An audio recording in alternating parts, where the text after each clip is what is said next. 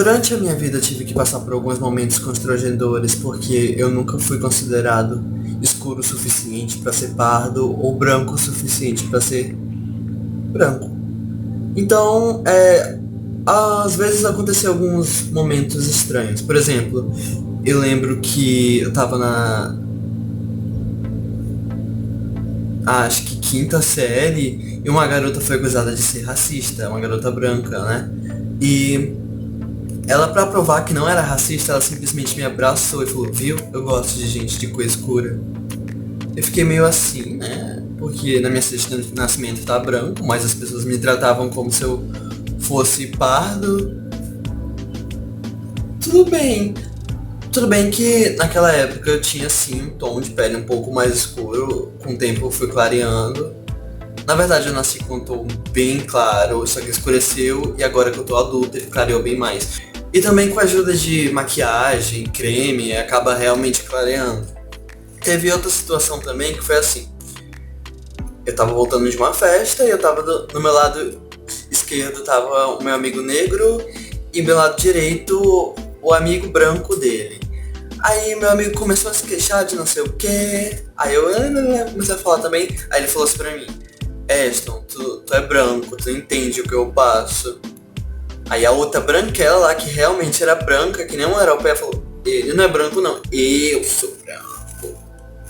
E ficou aquele clima estranho, sabe? Porque um dizia que eu era branco, outro dizia que eu não era branco, mas também não era negro. Então eu resolvi estudar um pouco sobre etnias e as miscigenações. E agora eu sei qual é a minha miscigenação e qual é a minha etnia. E eu posso contar pra ti qual é. Vamos lá. Ok, para começar a gente vai ter que explicar quais são as 4 raças primordiais, né, dos humanos. A gente tem o branco, que é o homem caucasiano, ele é representado pela cor branca. O negro, que são os africanos subsaarianos, né? Eles são representados pela cor preta. Os asiáticos, eles são representados pela cor amarela. E o indígena, que é representado pela cor vermelha. A cor vermelha também representa outros tipos de indígenas, como os nativos americanos, os nativos peruanos e assim vai. Ok, né? A gente viu que a cor amarela representa os asiáticos, mas ela não representa todos os asiáticos, porque a cor amarela ela somente está ligada aos asiáticos do lado leste da Ásia e também do sudeste, que são os que têm a pele meio amarelada, os olhos puxadinhos e etc. Quais são os asiáticos que não se encaixam nesse padrão do amarelo? É aí que eu gosto de incluir os asiáticos do lado oeste, que normalmente são os indianos, o pessoal da Sri Lanka e alguns do Iraque também, que são os tameis. Tameis é toda essa parte que tem os traços diferentes dos asiáticos do leste e do sudeste. Eu gosto de representar os tameis pela cor laranja, mas essa não é a cor oficial deles, ok? Eu só estou abrindo uma exceção para representar esse tipo de etnia por aqui. Eu acho que os Estados Unidos e o Brasil são os países principais em quesito de miscigenação, principalmente o Brasil. Mas mesmo assim, o Brasil e os Estados Unidos têm alguns requisitos diferentes para uma pessoa ser considerada de tal etnia. Eu vou dar 2 exemplos aqui. Bom, aqui no Brasil é tudo na lata.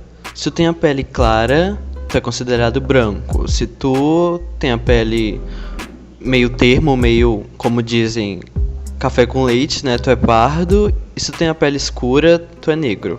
Bom, lá nos Estados Unidos as coisas são meio diferentes. Aqui eu tenho 2 exemplos, que é da Paris Jackson e da Charlie Baltimore. A Paris Jackson, ela é filha do Michael Jackson, que é um rapaz negro, e por ela ter no sangue, né, o DNA muito forte de negro, por mais que não seja visto isso no rosto dela, ela é completamente branca, ela se considera negra pelo pai dela ser negro, porque lá nos Estados Unidos funciona assim. Se você tem os parentes negros, você também é negro. Outro exemplo é da Charlie Baltimore. Ela tem ascendência italiana e também afro-americana. ela tem bem mais traços negros do que a Paris. Não completamente, pra ti ela pode ser totalmente branca, mas eu sim vejo alguns traços nela de negritude. Aqui no Brasil, ela com certeza seria considerada branca, mas lá nos Estados Unidos, por ela ter raízes negras, ela também é negra. Agora, suponhamos que tu é um brasileiro tipicamente branco e tu quer ser transferido para o mercado de trabalho dos Estados Unidos. O que tu colocaria como etnia no teu currículo por lá? Tu colocaria que tu é branco? Acho que não, hein? Seria bem mais aceitável tu colocar como latino, porque lá nos Estados Unidos tu é considerado latino porque tu nasceu na América Latina. Assim como um mexicano, tu não é melhor do que o mexicano, ok? Então não coloque que é branco, porque lá você não vai ser considerado branco, e sim um latino. Aqui no Brasil tu pode ser considerado branco, mas por lá não. Aqui nós vamos voltar ao assunto das 4 raças primordiais e as suas miscigenações. Bom, a junção da etnia negra com uma branca lá nos Estados Unidos é considerado um mulato. Mas aqui no Brasil a gente é considerado pardo, certo? Porém, esses dois termos, mulato e pardo, têm diferenças e eu vou explicar agora quais são essas diferenças. Então, mulato e pardo têm o mesmo significado, que é a junção de um negro com um branco.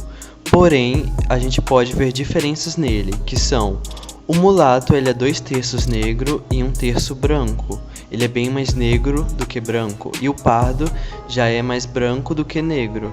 Ele é 1/3 negro e 2/3 branco.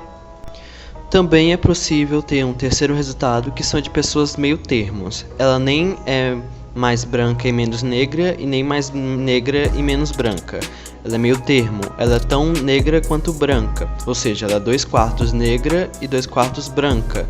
Porém, não tem um termo definitivo para isso, é só uma questão de gráfico mesmo.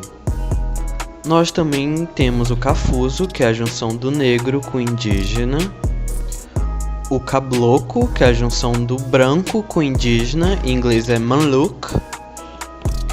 Tem também o Jussara, que é a junção do negro com o indígena e o branco, que dá esse tipo de pessoa, que por sinal é muito bonita.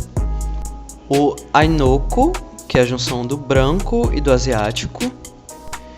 E por fim, o Blasian, que é a junção do black e Asian, negro e asiático.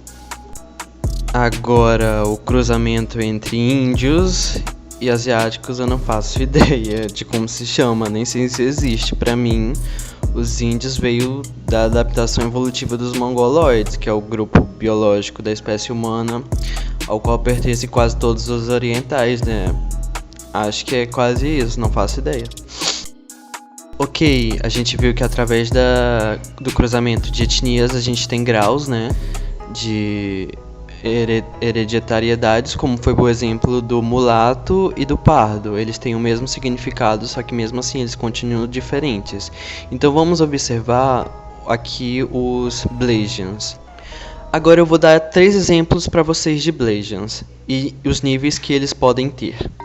Primeiro a gente tem a rapper Foxy Brown. Ela é de origem jamaicana e também de Trinidad e Tobago, porém ela também tem um lado chinesa no sangue dela. Ela é 3/4 negra e 1/4 asiática. Ela é bem mais negra do que os outros 2 de exemplo. O outro exemplo a gente tem o Bruno Mars. Ele é de origem filipina e também de origem afrodescendente. Ele é 2/4 negro e 2/4 asiáticos. Ele é menos negro que a Foxy, porém ele é mais negro que a Kimora Lee. Kimora Lee, ela tem origem coreana e também afrodescendente. Ela é 1/4 negra e 3/4 asiáticas. Ela é bem mais asiática do que os outros 2. Voltando a se dirigir a mim, qual dessas miscigenações eu me encaixo? Bom, eu tentei entrar em sites que mostram a sua árvore genealógica de familiares do antepassado E eu não consegui nenhum resultado. Alguns sites só me davam pessoas com sobrenome diferentes, outros tinham que pagar. O certo mesmo seria eu ir no governo e pagar para ter essas informações. Mas eu não precisei ir muito distante para consultar os meus parentes mais antigos, no caso seja a minha avó.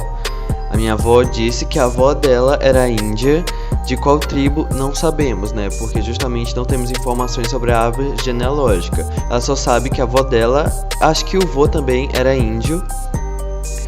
E teve uma miscigenação através dessa ligação indígena com a das pessoas brancas e negras. Eu tenho parentes negros e brancos na minha família, e dentre esses negros e brancos, bastante alguns com traços indígenas, principalmente dos irmãos da minha avó e dos filhos dos meus irmãos, que são meus primos de segundo grau, né? Então eu acho que é inegável que tem sangue indígena na minha família e bem próximo e forte. Ok, eu tenho sangue indígena e eu também tenho sangue italiano. Eu posso provar isso com o sobrenome do meu pai, que é Cândido, né? É um nome italiano. Meu pai mesmo já falou que temos italianos na família por parte de pai, né? Então, a minha junção é a junção do branco com o indígena, que no caso é o caboclo. Eu poderia ser muito bem Jussara, né? Já que, como eu mencionei, eu tenho parentes negros na minha família, só que eu não apresento nenhuma característica negra, nenhuma de verdade, então o que mais se encaixa é o caboclo. Eu nada mais sou do que a junção do Brasilide, que é o nativo brasileiro, mas o Litarid, que é as pessoas caucasianas da Europa e também de alguns lugares do Oriente Médio. A característica principal desse Litarid, se você pesquisar na internet, você vai ver que todas as pessoas com essa mesma característica, ela tem um nariz grande, é um nariz de bico de papagaio, assim. Então é inegável que eu tenho Litarid no meu sangue, por parte dessas pessoas que vivem na Europa e do Oriente Médio, que tem um nariz grande. Beleza, vocês viram lá na imagem anterior que eu sou arnizo, né? Por que eu sou arnizo? Eu vou explicar agora. Assim como eu citei exemplos de níveis de Blasians, que é a junção do negro com asiático, eu também citei exemplos de junção de negros e brancos, que são os mulatos e os pardos. E também existe a junção entre brancos e indígenas, que são os caracterizados como mestiço, arnizo e castiço. Esses são os níveis de junção de brancos e índios. No caso do mestiço, aqui no Brasil a gente chama de mestiço. A pessoa é 1/4 branca e 3/4 indígena, ou seja, ela é muito mais indígena do que branca. E em seguida vem um arnizo. O arnizo é 2/3 branco e 1/3 indígena.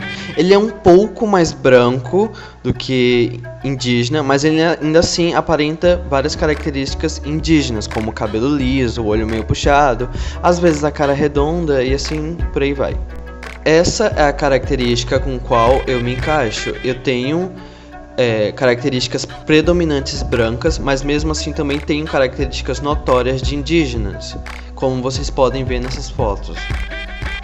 Isso pode explicar também por que eu tenho um tom de branco um pouco mais escuro do que o branco primordial, o branco tradicional.